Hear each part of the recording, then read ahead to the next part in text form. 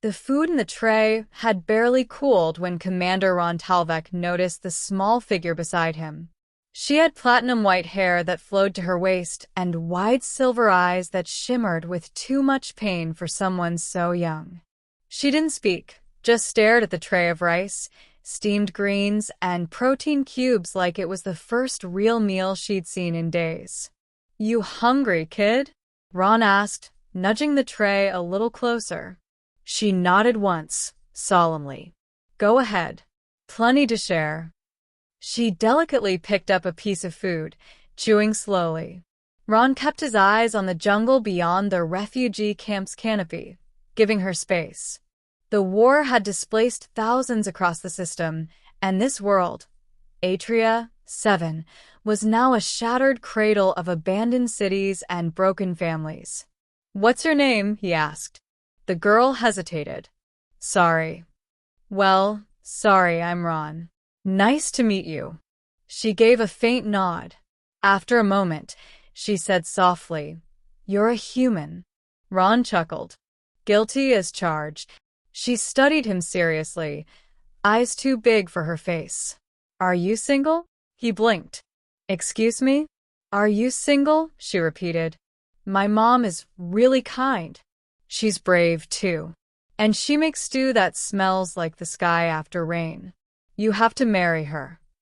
Ron sat back, stunned. That's a first. Most kids don't try to set their moms up 5 minutes after meeting someone. Sari looked down, playing with a piece of food. "She's lonely. She smiles for me, but not like she used to. And you're nice. You gave me food. You didn't look at me like I'm wrong." Ron swallowed hard. Sari's species, the Kalari, had suffered badly when the Lorne Imperium glassed half their settlements. The humans had joined the war late, but had since become vital protectors of the surviving colonies. Still, there was distrust on both sides. Too many dead. Too many betrayals. He glanced past her to see a tall Kalari woman standing at a distance, arms folded tightly, her face unreadable. Her hair was the same silver white, and her posture radiated wariness. "Is that your mom?" he asked. Sari nodded. "Her name is Alira. She was a captain.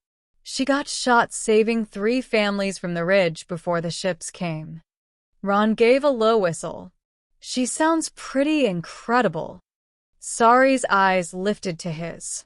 "So, will you marry her?" He gave a slow, disbelieving laugh. "Tell you what, how about I talk to her first?" Later that day, Ron found Alira near the outer fence of the camp, repairing a solar net. Her movements were precise, mechanical, just like his had been after losing his squad 3 months ago. "I think your daughter's trying to arrange your love life," he said casually. Alira glanced over, expression wary. "She's been through much. She doesn't always know what's appropriate." "No harm done," he said. "She's sharp.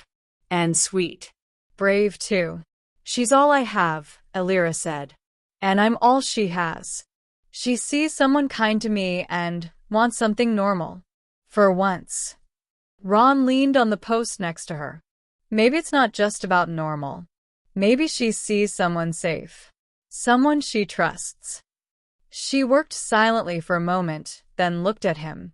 Her eyes, silver like Sari's, were older. Tired. "You fought on Lizard Station, didn't you?" He nodded. "4th Fleet. We held Dock 12 until evac got out. Lost a lot of good people." "I read the reports," she said. "You refused to leave a group of Kalari civilians. Disobeyed orders." "They were kids," he said simply. Something softened in her face. "I'm not asking you to marry me," she said. "I figured," he smiled. "But I wouldn't mind getting to know you." Over the next few weeks, Ron made it a point to check in on Alira and Sari. They rebuilt fences together, handed out rations, played card games by lantern light. The refugee camp slowly started to feel less like a waiting room for death and more like the skeleton of something alive. Ron found himself laughing again. So did Alira. Sometimes, when she smiled at Sari or rolled her eyes at one of Ron's terrible jokes, her entire face lit up like the war hadn't reached that part of her soul. One night, a storm rolled over the jungle. Sari crawled into Ron's tent while he was patching a torn sleeve. "She's crying," the little girl whispered. Ron followed her back to their shelter. Alira sat alone, knees pulled up, face buried in her arms. "Sari, go wait by the cook tent," he said gently. "I'll talk to her." Once they were alone, Ron sat beside her. "Talk to me, Alira." "I keep seeing their faces," she whispered. "The ones I couldn't save. I told myself I was strong, that I had to keep going for Sari. But tonight it's too much." He reached over, touching her hand. "You don't have to carry it alone anymore." She looked at him, and something cracked. Not weakness, just truth. She leaned against him, and he held her while the storm raged outside. 2 months later, the camp had become a functioning village. Gardens bloomed. New structures rose. The scars of war didn't fade, but they stopped bleeding. One morning, Ron woke to Sari tugging on his sleeve. "You haven't asked her yet." "Asked her what?" "To marry her," she whispered with mock scandal. "You're slow." He smiled. "It's not that simple, Sari." "It is," she insisted. "You love her. She loves you.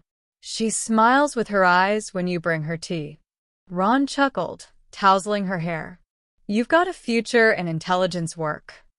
Later that day, Ron walked up to Alira as she sorted medicine for the camp clinic. "You know your daughter's giving me marriage ultimatums now." Alira laughed softly. "She's persistent." "I've been thinking," he said, stepping closer, "about what we're building here, about how I haven't felt this whole in a long time. Not since before the war." Her gaze met his, steady and sure. "I've seen the worst of humanity," she said. "But you've shown me the best." He took a breath.